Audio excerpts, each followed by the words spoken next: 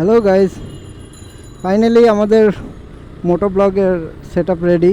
আসলে দিনের বেলা আমি মোটো ব্লগ করার জন্য সব কিছু সেট আপ করেছিলাম, পরে সেট আপ করতে যেয়ে সেট আপ রেডি করতে যেয়ে একটু সমস্যা ছিল, যার কারণে আসলে রেডি হয় নাই।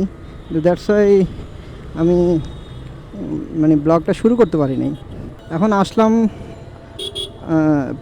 পল্টন এসে তো ওই একটা জিনিস একটু শর্ট ছিল, ওই জিনিসটা পরে কিনে এখন আবার সব সেট। আশা করি সব ঠিক আছে। এখন বাসার দিকে যাচ্ছি। আমার বাইকটা আসলে আজকে একটু সার্ভিসে দেওয়ার কথা ছিল, বাইকটা সার্ভিস শেষ করে তারপরে আজকে সারাদিন আসলে প্ল্যান ছিল যে সকালে উঠে বাইকটা সার্ভিসে দিয়ে তারপর কালকে আবার আমি আমার দেশের বাড়িতে যাব। আমার দেশের বাড়ি কুমিল্লায়। সো কালকে দেশের বাড়িতে যাবো, এই জন্য আজকে একটু বাইকটা হালকা একটু সার্ভিস করে তারপরে নিয়ে যাচ্ছি দেখি বাসার দিকে। যদি আসলে ওরকম টাইম পাই বাসায় যেতে, যদি জ্যাম ট্যাম মেলা, যদি আসলে সময় বেশি না লাগে, তখন ট্রাই করব যে বাইকটা একটু সার্ভিসিংয়ে দেওয়া দিয়ে যতটুকু আসলে পসিবল। এখন তো আসলে রাত হয়ে গেছে, মোটামুটি এখন বাজে রাতে 9টা।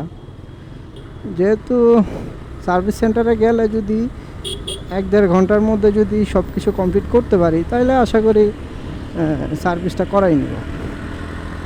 আর যদি না পারি তাহলে কালকে এক ফাঁকে সকালে একটু সার্ভিস করে তারপরে যাইতে হবে। কারণ যেহেতু আমি কুমিল্লায় যাচ্ছি, তো যাওয়া আসা সব কিছু মিলে অলমোস্ট 500 কিলোমিটার প্লাস। ওখানে যেহেতু আমি থাকবো কয়েকদিন, সো সব কিছু মিলে আমার মোটামুটি 700-800 কিলোমিটার চালানো হবে। সো একটু সার্ভিসিং না করাইলে আসলে জিনিসটা হচ্ছে না। কারণ লং রোডে যাওয়ার আগে একটু আসলে সব কিছু চেক করে সার্ভিস করে তারপরে আসলে যাওয়াটা বেটার আই থিঙ্ক। আবার মোবিলটাও আসলে একটু চেঞ্জ করা লাগবে, কারণ মোবিলটা পুরাইছি অনেক দিন হয়ে গেছে। মোটামুটি না চেঞ্জ করলেও চলে, বাট আই থিঙ্ক চেঞ্জ করে নেওয়াটাই ভালো, কারণ রিস্ক নিতে চাচ্ছি না আমি। মোবিলটা আসলে সবসময় ফ্রেশ রাখার দরকার আছে। আপনাদের সাথে একটা শেয়ার করি। একবার আমার সাথে হয়েছে যে আমি আসলে আগে সিনথেটিক মোবিল পড়তাম, আপনার 300B মোটরের। সো এটা সবসময় পড়তাম, আপনার মোটামুটি আমি 2500 কিলো চালিয়ে তারপর ড্রেন দিয়ে দিতাম। তো একসময় কি হলো যে আমার পিস্টনে মোবিল খাওয়া শুরু করছে। মোবিল আমি আসলে বুঝতে পারি নাই টোটালি।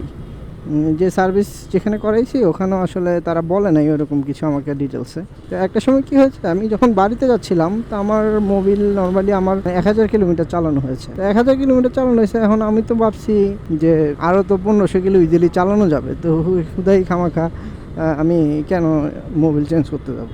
একবার মোবিল চেঞ্জ করতে গেলে মোবিলের খরচ পড়ে 1450, তারপরে একটা ফিল্টারের দাম 100, অলমোস্ট 1550-1600 টাকার একটা খরচ আছে। তো ভাবলাম শুধু কেন করবো, আর 1500 কিলো চালানো যাবে, আমি যাই। তো পরে যাওয়ার সময় দেখলাম কি যে আমি গেলাম সব কিছু ঠিকঠাক, কুমিল্লায় গেলাম। যাওয়ার সময় হঠাৎ করে দেখি আমার কেমন জানি একটা পিস্টন থেকে সাউন্ড আসতেছে। তো পরে আমি আসলে যাওয়ার পথে একটা সার্ভিসিং সেন্টারে দেখালাম। দেখানোর পরে বলতেছে আপনার পিস্টনে মোবিল খায়, রিং পিস্টন চেঞ্জ করতে হবে। আমি চিন্তা করলাম হঠাৎ করে এমন হতো কথা না, কারণ রিং পিস্টনে মোবিল খেলে তো আমার আগে থেকে বোঝার কথা, অথবা আমি যে এখানে সার্ভিস করাই ওখানে তো আমার বলার কথা যে এরকম সমস্যা হচ্ছে। তো পরে এখন যেহেতু আমি আসলে কুমিল্লা চলে গেছি, আমি সবসময় ঢাকা থেকে সার্ভিস করাই। তো ভাবলাম আচ্ছা ঠিক আছে, যে কয়দিন চলতে থাকুক, ঢাকায় আসলে পরে আমি আমার যেখানে সার্ভিস সেন্টার আছে ওখানে দেখার পরে সলভ করে নেব। তো এই চিন্তা করে আমি গ্যারাজ দেই নাই। পরে হঠাৎ করে আমি আমার নানুর বাড়িতে যাইতেছিলাম, তো যাওয়ার পথে হঠাৎ করে একটা ঠুস করে আওয়াজ হয়ে একটা সাউন্ড গড় ক্যার ক্যার একটা সাউন্ড করা শুরু হলো। পরে আসলে আমি বুঝতে পারতেছিলাম না যে কি সাউন্ডটা কিসের হচ্ছে অথবা কি। পরে হুট করে আওয়াজ হচ্ছিলো, ক্যার আওয়াজ হচ্ছিলো। পরে আমি যখন সার্ভিস ইয়াতে দেখাইলাম, বললো যে আপনার পিস্টন জ্বলে গেছে, আপনার পিস্টন চেঞ্জ করতে হবে, আপনার মোবিল শেষ। পর আমি সাথে সাথে মোবিল ভরছিলাম, মোবিল চেঞ্জ করে মোবিল ড্রেন দিছি, মোবিল ড্রেন দিয়ে বাড়িতে চালাইছি। 3-4 দিন চালানোর পর আমি এখন ঢাকায় ব্যাক করবো। ঢাকায় ব্যাক করে ব্যাক করার সময় তখন তো সাউন্ড অনেক বৃষ্টি একটা সাউন্ড আসতেছে ইঞ্জিন থেকে। তারপরে আমি আচ্ছা যাও চালাই ঢাকায় এসে পড়ছি। আসার পর যখন মোবিল আবার চেক দিলাম, মোবিল ড্রেন দিতে যায় দেখি যে মোবিল মাত্র আমার 100 ml আছে। মানে বুঝেন আমি একটা মানে মোবিল বললাম ভরার 300 কিলো চালাইছি, মানে 300-350 কিলো বেশি হবে না। চালানোর পর দেখি কি আমার মোবিল মাত্র 100 ml এর মতো মোবিল আছে, আর বাকি মোবিল পুরো পুড়ে গেছে। পরে আমি সার্ভিস সেন্টারে কথা বলছি যে আসলে এখন কি করা যায়।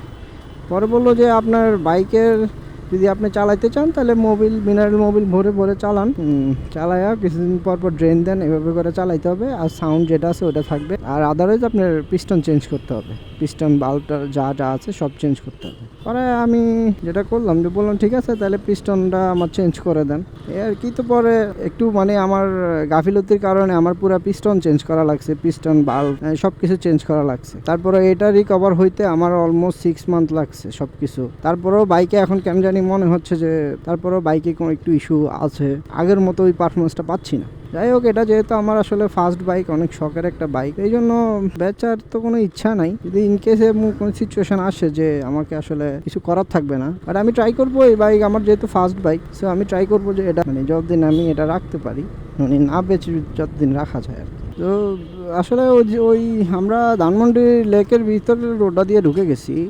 ওই রোডটা আসলে এত পরিমাণ জ্যাম যে ওখানে বসে থাকলে আসলে আধা ঘন্টা বসেই থাকা লাগতো। ভাবলাম এই রোডটা দিয়ে চলে যাই, shortcut plus time save. Sorry guys, আমার আসলে ক্যামেরা সেট আপটা এমনভাবে করা ছিল, মানে আমি বুঝি নাই, আমার খেয়ালই ছিল না যে আর আলট্রা ওয়াইডে ছিল না। আমি তো এই জন্য আর আসলে খেয়াল ছিল না দেখে আগের যে ফ্রেমটা ছিল বেটার ছিল না আর কি ব্লগের জন্য, খালি রাস্তা ছাড়া আর কিছু দেখা যাচ্ছিল না। বাট ওভারঅল যাই ছিল আর কি। আসলে নিয়ে শুরু করছি, তো আপনারা যদি কোনো ভুল টুল অথবা কোনো থাকে আপনারা একটু আমাকে কারেকশন করে দিয়েন, আর হলো যারা ব্লগার ভাইরা আছেন একটু কারেকশন করে দিবেন। ভুল টুল হলে ক্ষমার দৃষ্টিতে দেখবেন সবাই। যাক, তাহলে এখন দেখি বাইক সার্ভিসটা করাই নিতে পারি কিনা। আশা করি পারবো, এখন যেহেতু টাইম আছে হাতে, তো একটু ট্রাই করলে আশা করি একটু টাইম লাগতে পারে, বাট রাত হলে রাত অ্যাটলিস্ট করাই নিলাম। তাহলে আর কালকে তাহলে সকাল সকাল আমি রওনা দিতে পারবো, সকাল সকাল ঠান্ডা রওনা দিতে পারবো। ঠিক আছে গাইজ, আজকে আশা করি এখানে বিদায়। যদি পারি আবার ট্রাই করব, আর না হলে কালকে আবার দেখা হচ্ছে ইনশাল্লাহ।